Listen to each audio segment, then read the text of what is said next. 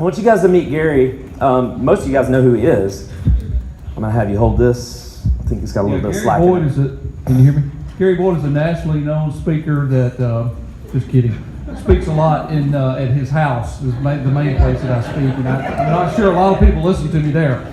But looking forward to being with you guys a month from tonight on the 8th, and we're going to talk about tax liens, tax deeds, tax sales in Alabama, and we're going to talk about the basics, and we're also going to talk about some trends, and just as a little teaser, tell you a couple of things that are going on in that area right now. There's a House Bill, I think it's 147, is getting some traction in the legislature right now. And here's what it says. This bill would require the land commissioner to contract with a nationally recognized auction company to sell at public auction land sold for taxes and bought in for the state of Alabama, which have not been redeemed at public auction within 5 years from the date of the land sold. There are over 20,000 properties that fall into that category that the state revenue department would be forced to sell at public auction if this act passes. That's just one little thing that's going on. Has anybody heard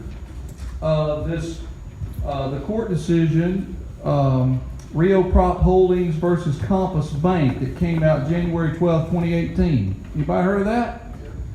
Well, what it did was basically, it said, I've got it highlighted here, but basically what it says is if you're a tax lien purchaser and you get a tax deed and 3 years go by after the time you qualified for a tax deed and you did nothing with that property, you didn't file for possession, you didn't adversely possess it, you didn't file an eviction action or anything like that, the property reverts back to the original owner for free.